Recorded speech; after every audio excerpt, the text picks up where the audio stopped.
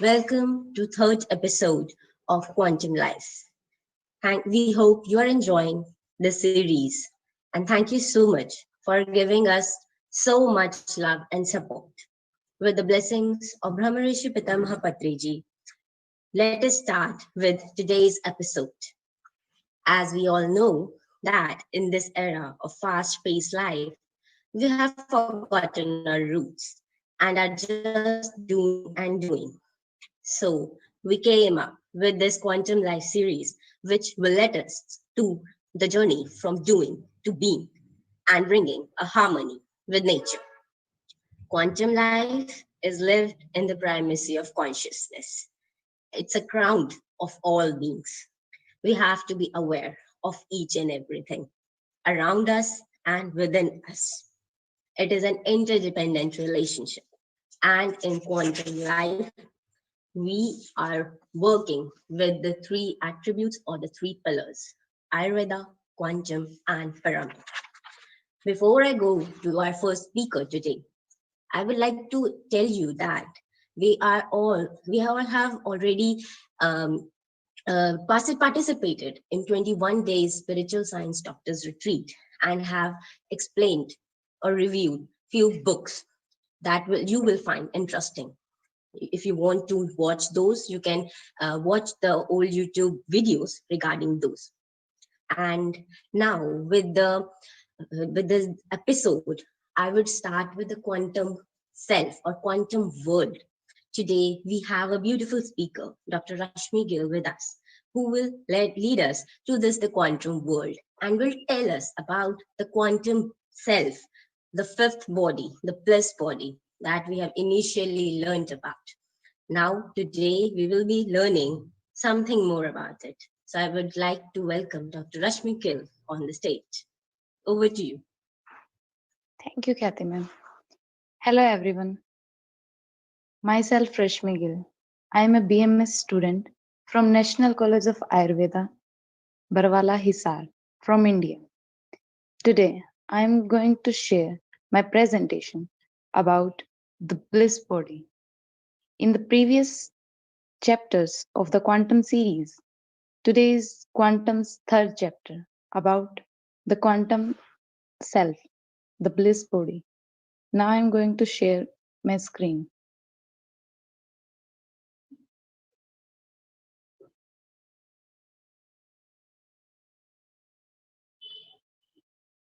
Here is This is the chapter third of the quantum physics, the quantum self, fifth body, bliss body.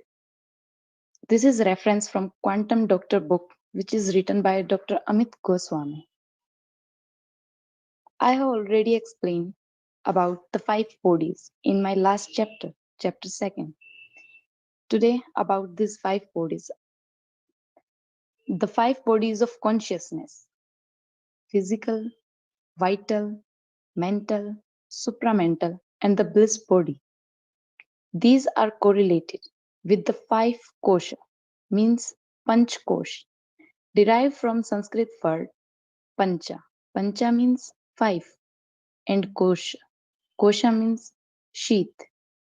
It's about five sheath and the three bodies. First is physical body, which relates with the Annamaya kosh. Anna means food. This is called the food shield, which is physical and visible to us. Second is Pranamaya kosh. It's a part of astral body.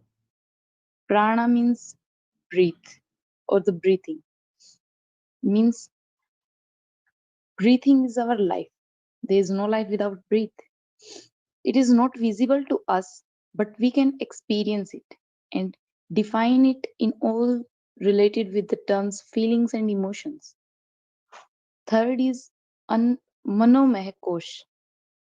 Man relates with the heart and mind, means where decisions are taken, which gives memory to the thoughts, and these are represented at physical and the vital body.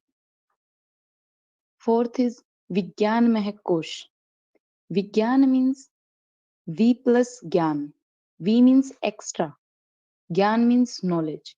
means the extra knowledge, because the three bodies are related with the knowledge of five senses, but it's about the extra knowledge. So it's also known as the intellectual. And the innermost is the causal body, the Anandamaya Kosh. Anandamaya Kosh means the bliss body. It's the absolute power of our existence. It's called bliss, means we can't define or describe the nature of it because it's not physical. So we talk about it in the terms of experiences where we touch it and we become the blissful. So we call it the bliss body. For example, if we like someone's nature, we call them sweet. That doesn't mean we taste the nature, but it's all about the feeling which we feel after talking to them. So this is the bliss body, means we become blissful. Now I am explaining about this bliss body in detail. It's the stage of samadhi, means the completely deep meditation state. Means here is a picture. This is from Srimad Bhagavad Gita, which shows the samadhi state, means the deep meditation state. Aham Brahmasmi means I am the Brahma, means creator of the world. I am the absolute reality. We all are the absolute reality. We all are Brahma, means creator. It's nothing but one's own self, means bliss body is our self, means our spirit will find its true self. We find our pure consciousness in this bliss body. Its highest dimension of our existence, means when soul enter into the highest absolute unlimited unconditional bliss of spirit, it is our existence. It is a sense of harmony, integration, and the complete satisfaction and fulfillment. Means it is the state of positive feeling which is not depend on any object or event or any external world or external reality. It's all within us is the bliss body. There are some reference about the bliss from Vedanta, means from ancient Vedantas. The higher than the sense are the object of sense. Higher than the object of sense is the mind. Means when our senses sense object, this is physical and the vital.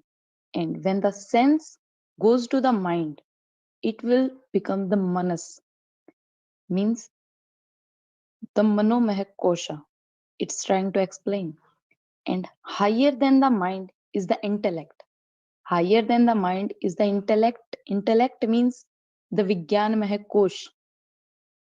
The intellect shield is the Buddhi. Higher than the intellect is the great self. Means higher than intellect is the bliss. Bliss means the great self. Means our inner bliss is the great self. This is poetry from Katha Upanishad. And second is the Bhuma Ve Sukham. Na alpe sukham asti. It means infinity alone can satisfy man. Means every human being has desires. And when these desires fulfill, we have more desires. Mean these desires and completion of desires. This series going on, whole life. At the end of life, we are not satisfied. Means there is no satisfaction. But we need satisfaction and we try hard for it to our whole life. But it's important to realize that We all can be satisfied by achieving infinity, which is only possible when we reach each koshas and each bodies, which represent one aspect of our existence, is open, and there is no blockage between our outer self, mean physical body, to the inner self, means bliss body. Then we are satisfied, means our physical to the bliss body. All bodies are become transparent. There is no blockage. Then we can find the true happiness, means the infinity, which satisfy us. Here is quantum psychophysical parallelism, means physical. First, I am defining the physical world. Physical means the physical body, the external body, means which is visible to us, means we all are different, means I am the subject and you are object for me. In the same way, if you are subject, then I am object for you. Means when this subject object and the quantum collapse is there, the quantum possibility wave in the observer's brain lead to the self reference, a split of consciousness into the subject and object. Means we are all a part of consciousness, undivided consciousness, but we are different only in a split of consciousness into subject and object. Now, psycho. Psycho means the vital, mental, and the supramental bodies, the internal world. We now I'm going to explain the physical and the psycho relation. Means they all interact. Means these four bodies: physical, vital, mental, and supramental. They all interact through non-locality. Means without exchange of signals. Means physical body has signals, so it interacts through liver to the brain, lungs to the brain, but these bodies interact without the exchange of signals. They all interact because consciousness mediates their interaction. So these four bodies are the part of quantum. Means quantum is bliss, means limitless. According to this, all four bodies, physical, vital, mental, supramental, all four worlds of possibility exist in the ground of being that consciousness is. Means it is the ground where we all are one.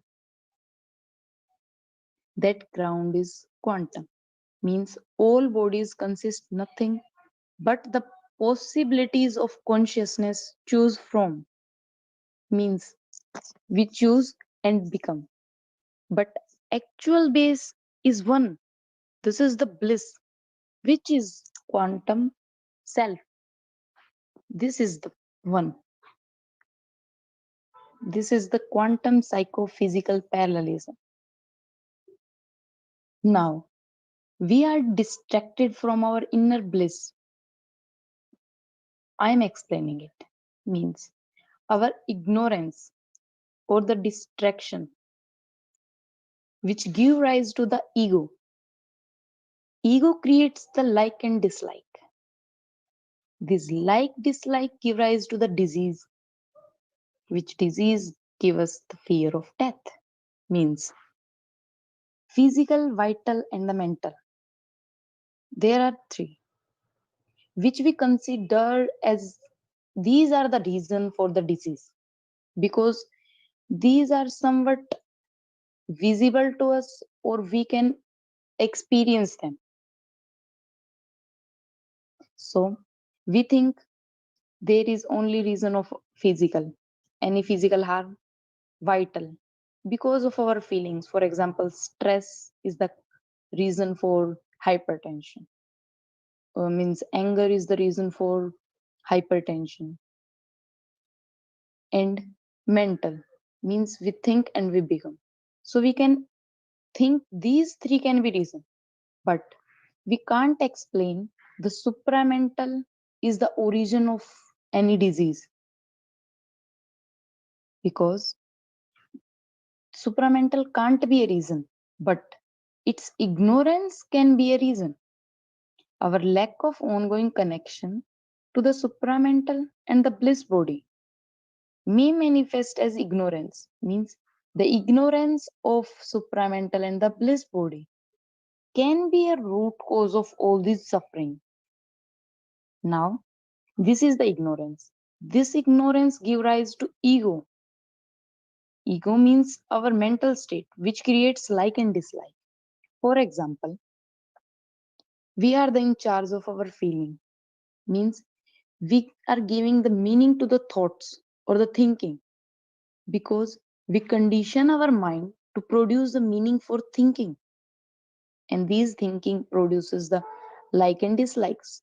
For example, when someone break a glass, and it's my favorite, I get to know that my father broken it by mistake, then I didn't respond it.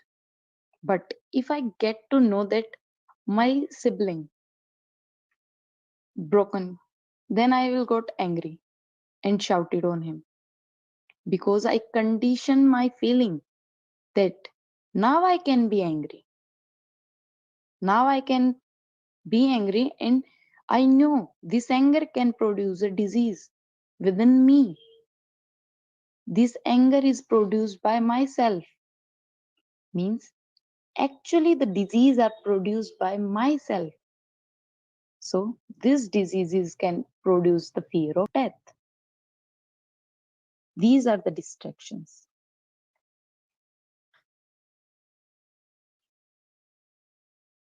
Now I'm going to explain about the connection to the inner bliss. First, we can connect to our inner bliss through meditation. Means we can find ourself, inner self, through meditations. Consciousness as existence, awareness, bliss. Means consciousness, pure consciousness is the bliss. Bliss connect us to our spirit memories beyond space and time. Means it's the base of all layers and relate to deeply spiritual experiences of enlightenment, where space and time and individuality no longer exist. We all are same. It defines our non-locality and oneness. Non-locality means it's the connection between humans. Means there is no connection through signals. It's the connection through consciousness.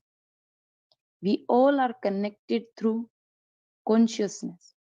We all are same on the ground of being. That's the non-locality and the oneness of ourselves. It's the infinity of happiness. This body can be understood as filled of pure consciousness, dwelling within each individual. This is about bliss body. Now I'm explaining about the benefits of the bliss, activation of our inner bliss. Our body is so small when we born, and this become this much, and all changes goes within the body. Means no external stretching, nothing is needed to increase the size of my body. Means somewhere the creator is working from within me who creates this body to this size. Means manufacturer is inside. Then if you allow it to function to fix a small flex in the body, means any disease or something is there, then if we allow the inner to heal it, then I think there is no problem with it. So allow your innermost core, the bliss body, to heal you. These all bodies are there to find express. We are leave it all the manifestor and allow him to express, then everything will be fine. So meditate yourself and activate the inner bliss. Thank you. Thank you so much, Dr. Rashmi, for giving us such a beautiful information about our quantum self. We have never known about this thing, that we are the consciousness, we are those bliss beings. We can be the one with infinite possibilities. And I really like that you explained beautifully about the ego, the distractions, why the disease occurs, and how because of our ignorance, and it creates the ego and it creates the dislikes, and we think that everybody is separate from us, and we think that we only this physical reality is only reality. So thank you so much, Dr. Rashmi, for today's presentation on quantum self or bliss body. It's really a pure consciousness and pure, uh, totally a bliss, a limitless body. We can do anything with this. So the supramental intellect, we should be working with that and do not get distracted with our ego. So now I will be explaining about the second pillar of the quantum life. It's the pyramids. We have already learned about the pyramids in our previous episodes, and today in this quantum life episode 3, we will be learning few more facts about the pyramid. So before I go to today's topic, that is exterior uses of pyramid, I would like to put some light on what is pyramid. Pyramid is a structure or monument with quadrilateral base and four triangular sloping sides meeting to the center point called apex. As you can see here in the picture, that this is a pyramid, and it has a four base. It is a quadrilateral base, and these sloping sides which have been connected at this apex. But what does pyramid mean? Pyra means fire, and mid means middle, which literally means fire in the middle. But what is that fire? That fire is the cosmic energy, a complete cosmic energy, which is spread or transferred to all the whole of the world through that pyramid. What is the most important thing about the pyramid? It's the angle, 51 degree 52 minutes. This angle is very crucial angle.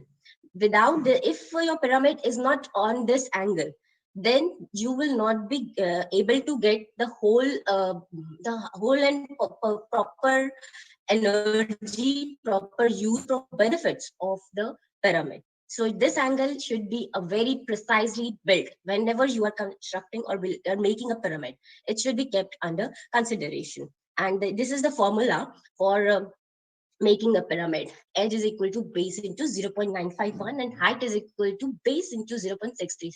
And the height of king's chamber is base into 1/3. Because why the king's chamber? As I told, that pyramid is the fire in the middle. This king's chamber has utmost amount of energy in it, and when you meditate at this king chamber, you get immense energy. That is why under the pyramid, doing meditation under the pyramid will give us immense energy, and specifically in this king's chamber. So next time whenever you will be meditating under pyramid, try to do it in King's Chamber. So next we will be going to exterior uses of pyramids. But before that, in previous episodes, we have learned about the interior uses of pyramids. You can use pyramids in kitchens, for the spices and fruits, vegetables to keep them fresh and energized. And you can also use pyramids in your bedrooms so as to it will be helpful in reducing the sleep problems. It will help in sleeplessness, who the people who are having problems in sleeping, they will be really benefited by that. And the study rooms or pyramid caps can be used by students or by anybody to increase the memory power or concentration power, and to bring out the stability. In drawing rooms, you can use it. In gardens, you can use it. In so many things, you can use pyramids, as we have known in previous session. So today, before I go to the more exterior uses, let me tell you that pyramid has already been researched for its energy. And this research was actually carried out by Russian National Academy of Sciences, which includes Russian Academy of Medical Sciences, Institute of Theoretical and Experimental Biophysics, Graphite Scientific Research Institute, and Institute of Physics in Ukraine. So the Ukraine scientist Alexander Golod is working on power of pyramid energy since 1990, and has built three pyramids of 44 feet height, and has done numerous researches which are supported by Russian Academy of Medical Sciences. And few of the researches have showed these results that agricultural seeds placed in the pyramid for 1 to 5 days showed a 30 to 100% increase in yield. We have also done these researches at our Pyramid Valley, near Pyramid Valley, by Brahmarishi Pitamaha Patriji. This can be a major helpful thing to be used in agriculture, as we all know that the plant-based food is really necessary for us. Also, pyramid areas near pyramids seem to have diminished seismic activity, and instead of one large powerful earthquake occurring, there are hundreds of tiny ones. Basically, it has also put an impact on environment, that a major earthquake was there, but little earthquakes, tiny ones, low intensity, were there. So managing the extra loss, it managed the extra loss. And pyramid complex was also built in an oil field in southern Russia. Oil there became lighter, less viscous by 30%, which lead to the increased yield of oil. And this result was actually confirmed by Moscow Academy of Oil and Gas. So this is using of pyramid is not just that we are saying. Research says that pyramids are really helpful in so many fields. And you can also search these. Also, there was one experiment in a jail in Russia, that 5,000 people in jail showed that in a few months, most crimes almost disappeared and behavior was much improved. And this was attributed to the salt and pepper added to the food which had been placed beforehand in the pyramid.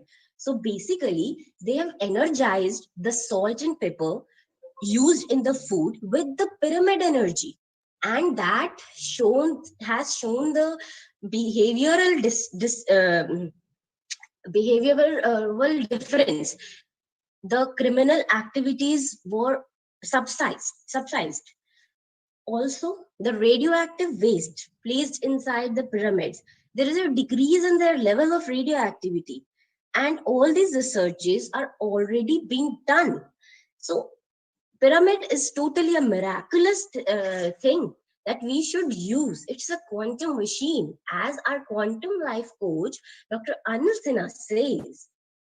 So as I was, these were the few researches that was done by Russian Academy of Medical Sciences, and now in India also, in the near the Pyramid Valley, Brahmarishi Pitamaha Patriji has been making it popular everywhere. So experiment was carried out at Perry, where plants were kept under pyramid and they appeared to be healthier and less vulnerable to weather. Also, the seeds were kept 5 days inside a pyramid, and when after they were planted, in all the cases, the seeds from the pyramid had 20 to 100% increase in the yield, and that's so fascinating. And the plants that were grown, they did not get sick and were not ever affected by the droughts. So there was not much effect due to the environment also. So in the field of agriculture, I will say that consciousness based farming, plants will be happy and healthy and will give us the healthy yield. So we should keep their health to very much consideration. As you can see, these are the photos where these experiments have been done by Brahmarishi Pitamaha Patriji. And in the larger scale, if we cannot make these kind of big pyramids, we can make a pyramid like this pipes, and like in a big area or of land, this kind of pyramid can be made with a particular angle of 51 degree and 52 minutes, and we can leave it like that so that these can meet astrally over one, and that will bring out the energy, spread the energy to all the field. For commercial uses, we can use this kind of pyramids. This kind of pyramids can be used. So I think we should go for the consciousness based farming, and as it is the need of the hour. Also, residential layouts can be made by the pyramid. You make a whole lot of pyramid, or you can make a rooftop pyramid on over your house roof. You can also make it there, and it can be made of any kind of material, fiberglass, wood, or bricks. Any kind of material you can make. You can make it big, or you can make it a small one. Resorts, like this is the Pyramid Home Divine, Dehradun, India. This resort is the first resort that is totally based on pyramid structures. All of those rooms are there, present there, are made with this pyramidal structures, and with the angle of 51 degree 52 minutes, and all other yoga meditation classes have already been conducting been there. And also, this can be a very relief giving thing for a person. Educational institutes, major as we told in previous episode, that pyramid cap can help in increasing concentration, memory power. If in the educational institutes classes are being made like this, with the pyramidal structure, every student will get the whole energy and will understand the concept, and be more efficient in their work, and be more concentrated into the studies and other non-academic things also. We can also put these pyramids in the public places, and also a healing garden can be made. Like this you are watching Devajyoti pyramid. It's a bigger, very big pyramid, and with a much more capacity of uh, people, and that can be like a healing garden or meditation uh, meditation community communal program can be made from there. And this is a Dhanvantari pyramid, which is kept in a park, and benches are being maintained there. People go regularly in the morning, during a morning walk or anything, and meditate there. So this can be a big one and a small one. So it can be considered as the healing garden. And for road safety, in India, at various highways, such kind of pyramids have been installed, and this has been found that uh, after installations of these pyramids, road accidents were reduced, significantly reduced. And this can be a very much great thing in all of the world if we start installing the pyramids like this around the highways or routes for a road safety concept. It will reduce the road traffic accidents.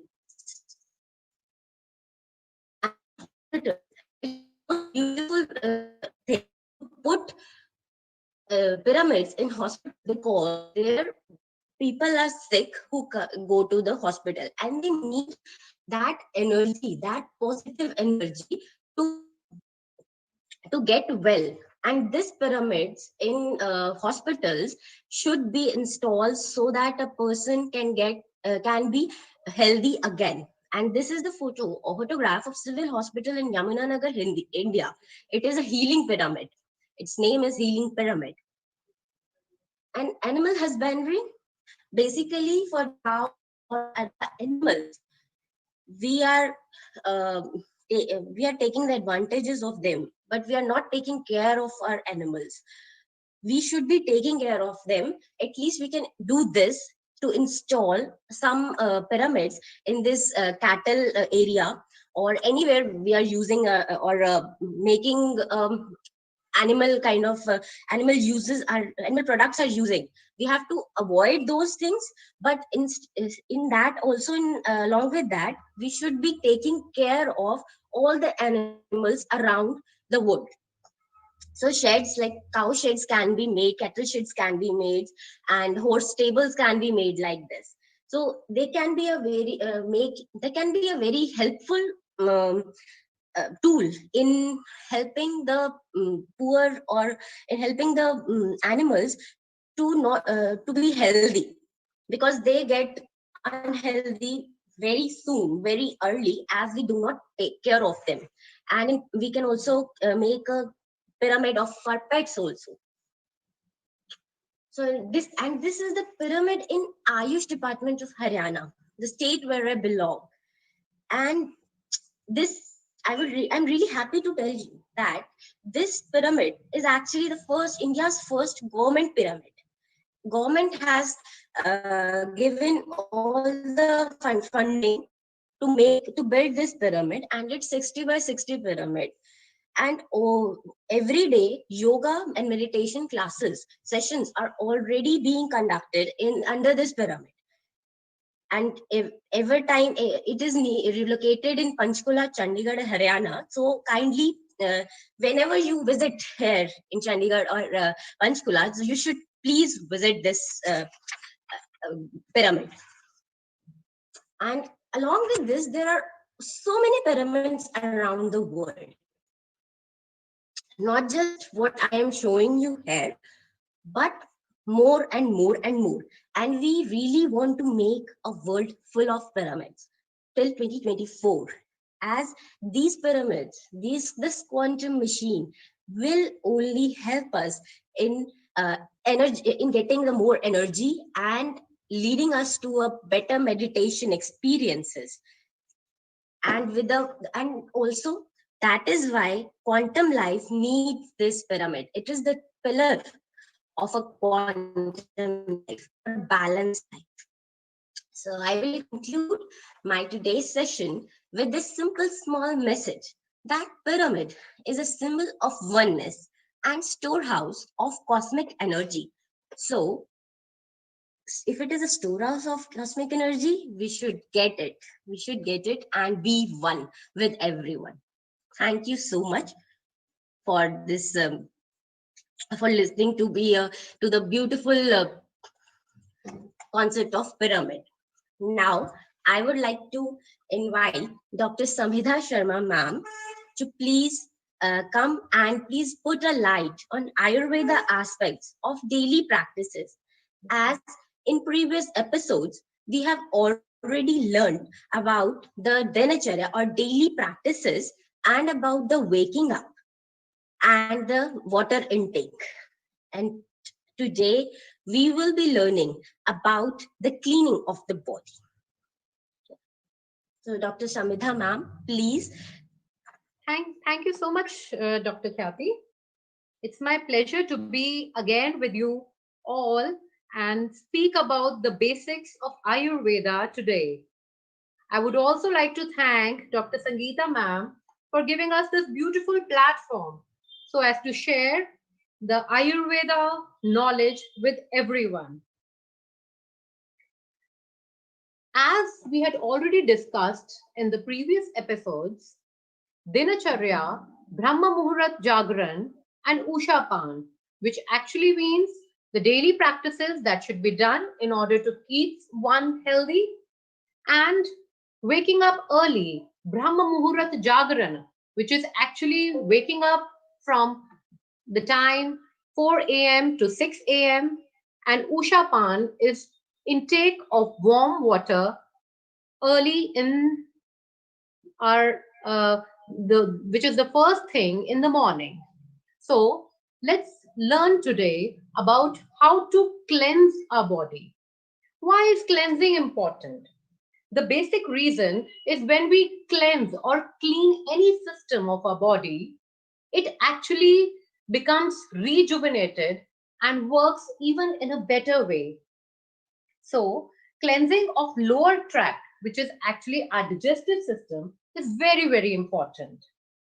Most bowel complaints means elimination of waste can be eliminated if only one adopts the proper posture and defecation. That is the most important thing. If we don't get rid of the waste products of our body, they will accumulate in our body to create many havocs or something that we know as diseases. The invention of modern toilet seat ushered in an era of tremendous human suffering from constipation to allied bowel disturbances and disorders. One is forced to sit in a chair like position, which is an unnatural position, and that demands extra force every time when we think of eliminating the waste in a very dangerous fashion. The best way to eliminate the waste is the squat position or the crouch position in which we sit, and that's the best thing to avoid many problems like hemorrhoids and other anal constrictions that can be linked directly to the design of toilet seat. So, my friends, it is very, very important that the ideal angle between our thighs and our body torso is 45 degrees or less than that. When we sit in a chair like position or the Western toilets, the angle is 90 degrees. So, as to reduce this particular angle, we can use 1 feet little table beneath our legs so as to decrease the angle and to create enough pressure to defecate very naturally. So, once the bowel has moved, the anus must be cleaned with soap water, with cold water. Why cold water? Because it is very, very important to keep and clean the particular area of the fecal matter very nicely. This is very important because, as per the Western culture, toilet paper is generally used to clean the anus after defecation. Surprisingly, the toilet paper is very poor means of cleansing and can actually irritate the sensitive tissues. Apart from that, any amount of fecal matter which is accumulated there may cause itching or pruritus ani for any patient. So, water, however, can never irritate as it is electrical conductor as well. Water must be used and the area must be cleansed very, very nicely. Now, what is the importance of bowel movements? Why are we discussing it? It is very, very important because no meditation, no concentration, no physical activities, no eating or drinking should be done before defecation. If you are not rid of the uh, the dirty products in the body, we cannot be healthy or do anything properly. So, talking about the preliminary cleansing, it is not only about the cleaning of only our gut or the lower system, but also many other factors. The cleansing of our face, nose, ears, eyes, and mouth. These have been beautifully explained in our texts of Ayurveda. This cleaning is basically something that differentiates us from the animals. So, my friends, it is very, very important that every aspect must be taken into account. Life of everyone goes on with a normal pace. But when we know the science, the art of living, that is something that creates or invokes in us being better than the other fauna. So, my friends, as we know, when we sleep, the skin temperature rises. Blankets keep the skin temperature considerably above the room temperature, especially in a room where windows have been left open to ensure adequate circulation of fresh air. Washing helps bring the system into proper equilibrium with the conditions in the room and prevents the kind of shock brought on by the sudden change in temperature of immediately leaping into hot or cold shower. So temperature, whether we are use temperature of water, whether we are using water to wash our face or to have shower, it actually makes a lot of difference. We've seen many patients complaining of sneezing just after getting up. So there are many answers to uh, all those kinds of problems, which can be answered very nicely when we talk about Ayurveda. It should be remembered that the whole face is one unit and should be treated as such in the cleaning. So partial cleaning can create problems as far as when we talk about washing of the face. The eyes represent the elements of fire in the body. They work only when stimulated by light. Water is the fuel of fire. So eyes must be washed with cold or normal temperature water and never ever be used. Uh, Hot water shall never ever be used. While cleaning the eyes, first fill the mouth with water and then splash or sprinkle cold water in open eyes. This is a beautiful procedure that actually cleanses the eyes very, very nicely. So just remember the little saying: whenever you wash your hands, wash your face. Whenever you wash your mouth, wash your eyes.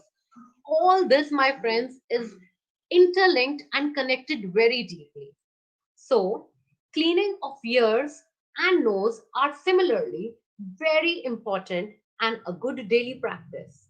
So, how do we clean our ears? Only mustard oil or hydrogen peroxide should be used for the ears because dirt that collects there is not water soluble.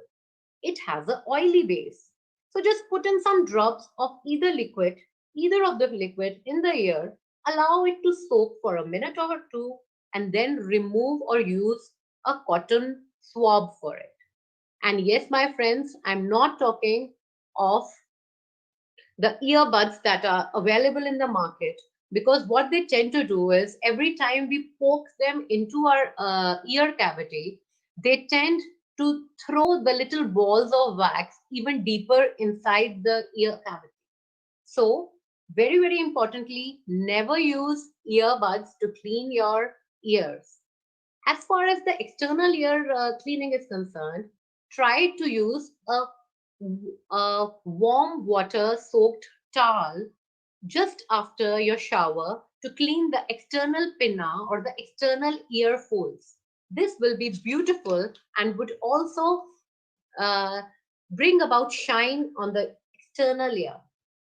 So, as far as cleaning of the ears is concerned, I strongly recommend of using only cotton swabs to clean them.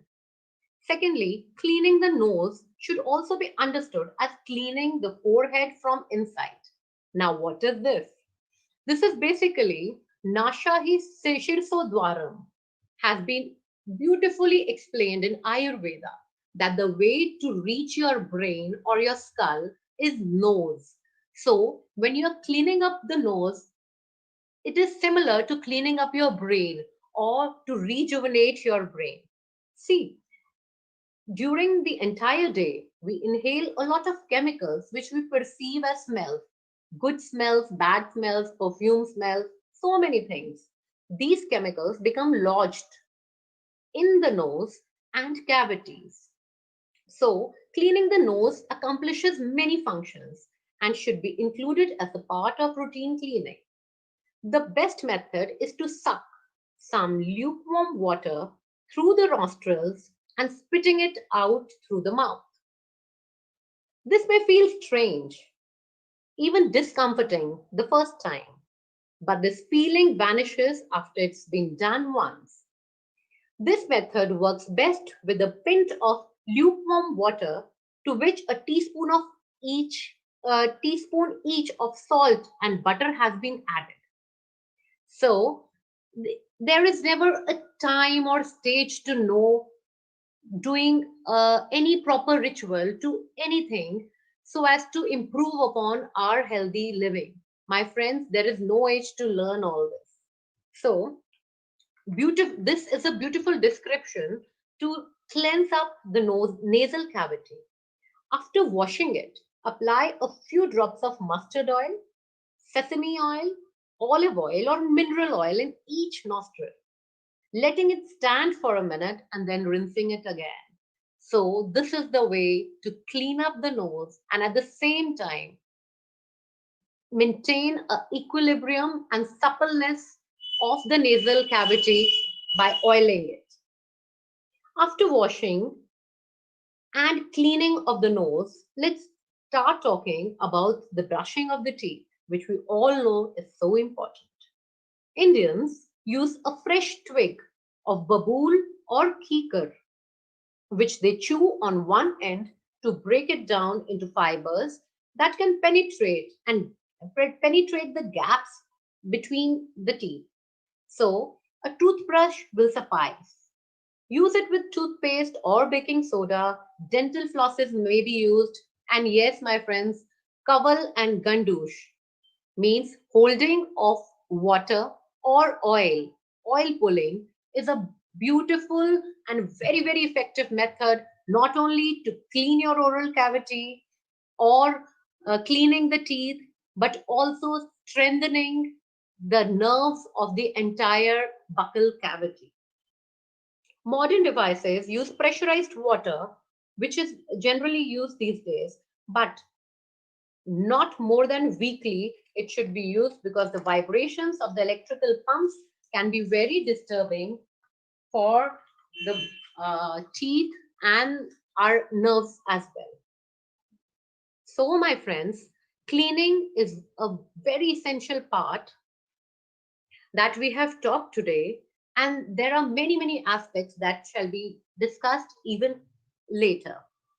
Now, let's talk about another, uh, we'll say, um, very, very important things that must be kept in mind so as to keep our body into equilibrium and to keep many, many diseases away from us. The suppression of natural functions or natural urges has been strongly restricted and totally a no as according to Ayurveda.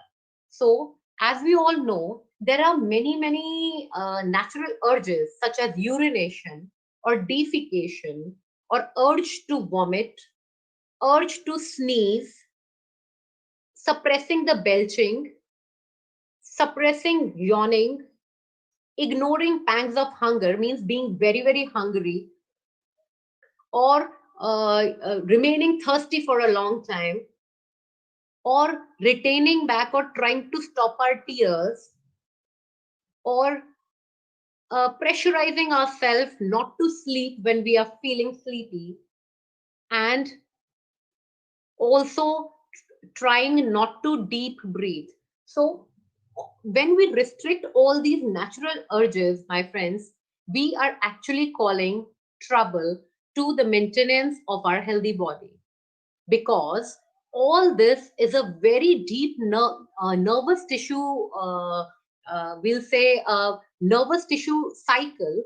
Whenever we are curbing the natural urges, we are actually calling in a lot of pressure to many of the nerves, which actually fail to go on with the natural work, and causing a lot of diseases. For creating and maintaining physical and mental well being, one has to follow this very principle of never suppressing natural urges or functions of the body.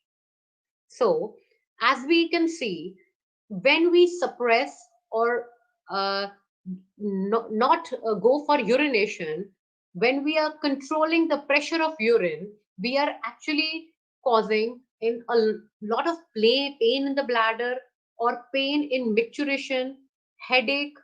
We experience pain in bending of the body, and recurrent urinary tract infection also. Now let me explain this. When ladies of the house don't go or use the washrooms very frequently, whenever they feel like going, they are actually withholding a lot of urine. Now this stagnant urine actually causes the growth of bacteria, and as a result, every time they go, they feel a burning in the sensation when they pass on urine. Now, this is a vicious circle, and again, this burning of the urine, which we actually know commonly as a urinary tract infection, may cause fever and chills in the body. So, do we all agree with the fact that we should not suppress the urge of urination? Yes, my friends, the same uh, the same aspect goes on with withholding the pressure of our feces. So whenever we feel like going or evacuating our bowel, if one holds the urge of defecation, it causes colic pain, which is actually pain in the stomach, severe pain in the stomach, then headache, retention of feces. When we control our pressures, next time we get constipated, because any amount of fecal matter which is present in the rectum tends to get dried up. So constipation is another form. It is actually drying of the fecal matter. You are not able to pass the fecal matter very easily, and it keeps on accumulating there. So the patient suffers from severe constipation and distension of abdomen, which actually means you will have a big tummy full of gaseous formations, wind formation, cramps in the calf muscles also. My friends, let me connect this also. Whenever we are a patient of long term constipation, our hunger, our basic agni, or the basic digestive fire tends to loosen down. So whatever we'll have will not be absorbed by the body, and extreme weakness comes after a patient is suffering from constipation. And one basic reason for constipation is when we hold our pressures. So we all know that, see, even in these winters, we feel like being in our cozy blanket every time and just enjoying, that warmth, even when our body's natural fall pressure is there. So we tend to curb that pressure. So we are actually calling for a lot of trouble, because we will be facing problems like constipation and belching and distension of the stomach. So never ever control these kinds of natural pressures is another mantra that a beautiful Ayurveda has taught us. Now, bathing. You must all be thinking, what is so special about bathing? Everyone knows what bathing is about. It's actually putting a lot of water with some soapy thing or something like that, right? But there is a science or art to do everything the human way or the best way. So let's discuss a little bit more about bathing. Now, use of lukewarm water for bathing. Why lukewarm water? Why not very cold water or very hot water? This is all science. Let's talk about this. Why is bathing every day important? Is it? Or maybe just two sprays of deodorant can do the work. No, my friends. Daily bathing basically purifies mind and body, promotes longevity, relieves fatigue, stops perspiration, increases strength, provides the vital glow of health, removes sleep, allays irritation, removes any kind of itch, and slakes the chronic thirst. The virtues of the bath are beyond enumeration. Good for all work organs and sense organs. The bath purifies the nerves, cures dullness and drowsiness, dissolves sorrow, creates elation, increases enthusiasm, and gives vital energy to the system. So much good comes from one simple daily routine. So, what is the mantra? As with all practices, bathing can create as many problems as it solves if approached in the wrong manner. Bathing more than twice daily should be avoided as it overtaxes our system. And now let's talk about the bath temperature. The most important practice to follow before morning bath is to allow the temperature to equalize with air temperature in the bathroom. Sudden changes in temperature creates disturbance in the system and should always be avoided.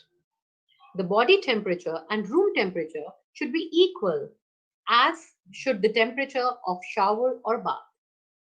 Skin temperature increases following sleep or defecation, eating, exercise, and massage. So it is very necessary to allow a lapse to about 30 minutes after any of these activities. So we got an answer that every time you take a bath just after rigorous exercise, why do you feel the severe pain in the body?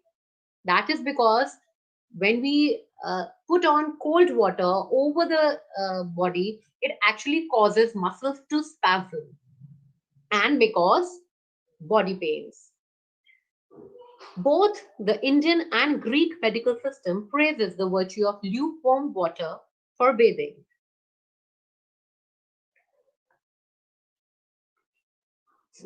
Very hot water must also be never ever used because it actually causes vasodilation or dilation of the arteries and the channels. So that might also cause laxity in the tissues. So the best water to be used is lukewarm water for the entire body. Another thing, use of Ubiton, which is actually a homemade scrub made of chickpea flour mixed with wheat flour, turmeric, mustard oil, must be rubbed on the whole body at least alternate day or twice in a week because these act as natural cleansers. We have a lot of dead skin all over our body, which actually merges with the sebum, which is the oil secretion from the external skin. Along with it, it mixes up with a lot of sweat, with a lot of uh, uh, dust wherever we go. So there's a very thin layer of such debris or wastes all over our body.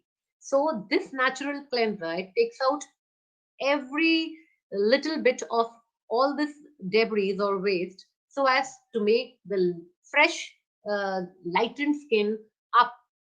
So it actually brings about a lot of shine and a lot of, we must say, freshness in the entire, not only the skin, but the entire body.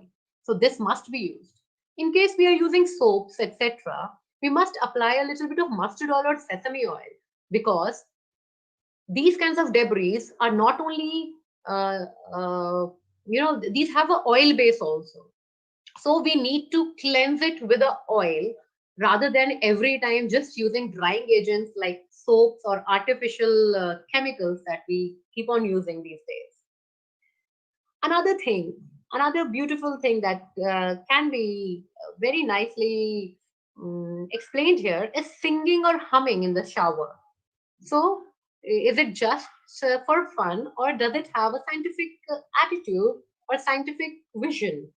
Singing or humming in the shower or tub proves a most beneficial practice, because humming especially helps to equalize body temperatures. So next time when we say Har Har Gange, or you must have heard our dadis, humming or chanting shlokas while having her bath. So this all has a beautiful scientific reason behind all this. As you bathe, rub the body in in an even and rhythmic manner. Try to pamper yourself. Such rubbing is greatly facilitated by singing or humming. So we all know we have so many bathroom singers in India. There, one who does not sing is immediately besieged and concerned inquiries about his state of health, isn't it? So, humming and singing appears only in states of physical or mental turmoil. So, shall we use tub or shower? Another beautiful question. The main disadvantage of tub is the feeling that it actually relaxes the body to such an extent that it might easily lead to sleep, which in turn increases the body temperature. Otherwise, tub baths are good for patients with many complaints and hemorrhoids also. Hemorrhoids, which is actually piles. So there are different temperatures, different things designed in Ayurveda, which is special for everyone and different for everyone. So, what about after bath? Never scrub or rub your body rigorously with the towel after bath. Softly pat on your towel, which has to be very clean, according to Ayurveda, not used before.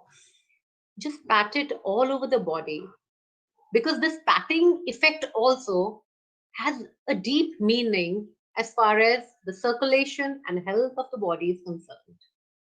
And never ever repeat the clothes.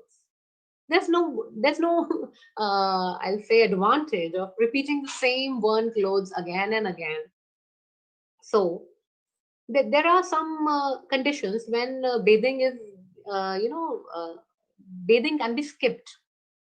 These are whenever patient is like febrile, he's having fever, or in cases of ear infections. So in those conditions, bathing has been said to be avoided uh, at some you know stages. So don't you all think that all this thing about Ayurveda, the little things, be it pressure, be it temperature, everything has been said so beautifully. There are, as far as temperature is concerned, never ever use very hot water or very cold water to take head bath or body shower. Head must never be washed with hot water, because eyes are very sensitive. They must never be any heat to eyes is actually very bad for the health of eyes, and also for the scalp. Skin of face, scalp, and the entire body is totally different. So never ever use very cold temperature or water or very hot water for your head, because the main channel, it's the headquarters of the entire body. So always take care and keep oiling your scalp, keep oiling your body, uh, pampering it with oil, be it sesame oil or mustard oil or coconut oil. and everything about the oils is also very in detail, very elaborately explained in Ayurveda. So in the end, I would like to conclude. I think it has been, you must have found it interesting enough, and I hope all our viewers or listeners will follow these ideal rules of living which we've discussed today. And in the end, I would like to thank everyone for keeping so much of patience and love to everyone. Thank you. So much. Thank you so much, Dr. Samita ma'am, for such a wonderful presentation and explanation about the cleaning of body, which is really very necessary and most of the time ignored. So today we have a lot much enlightenment regarding the Ayurveda, pyramid, and quantum. We have a question over YouTube by Dr. Ruchi Wadhwa that can we construct a pyramid over the small temple in our home? Of course, ma'am, we can do. For sure, we can do construct a small pyramid, and also outside, whenever in the sacred places or prayer halls, these pyramids can be constructed there also. Main consideration is the 51-degree 52 minutes angle. And now, as we all know that PSSM has started a global initiative, a movement of save water and go green. We will be showing you a small video message by Brahmarishi Pitamaha Patriji, and further the song that has been launched by Parinita ma'am on 25th December 2020 on TMC Haryanvi. So, Mitsa, please play the song and message.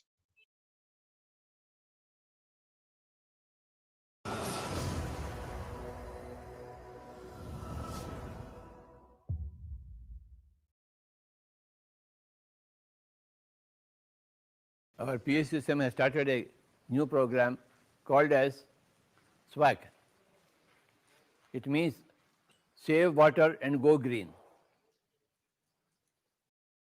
S for save, W for water, G for go, and another G for green. Save water and go green, my dear friends. We should not waste water. We should always be very, very careful in conserving our water resources. Let us not waste a drop of water.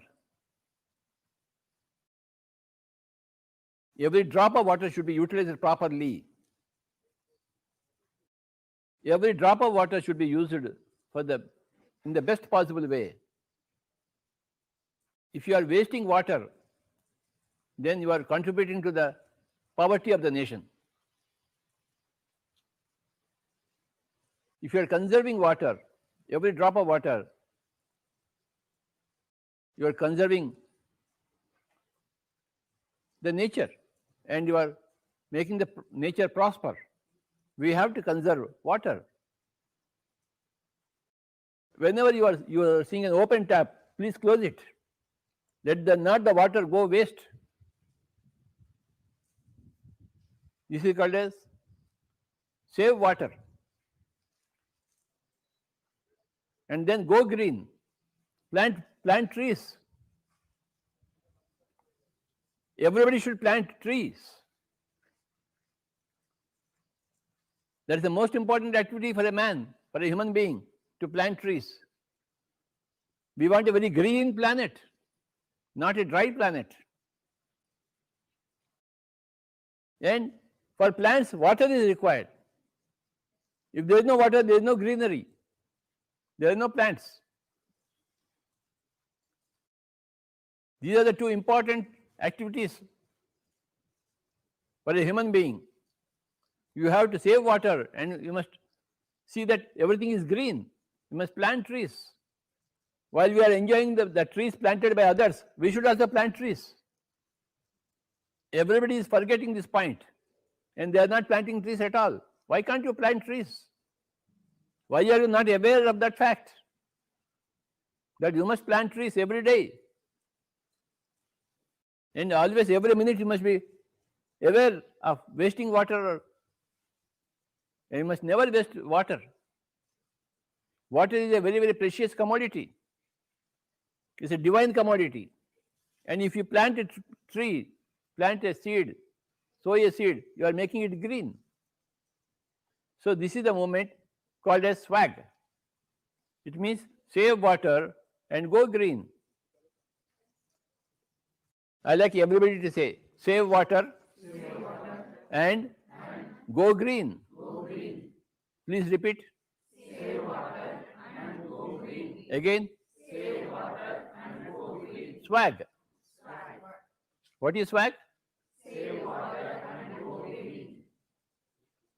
Again. Again. Like this. How many points? 2 points. What are the 2 points? How many points? 2 points. What are those points? ಎಲ್ಲರಿಗೂ ನಮಸ್ಕಾರ.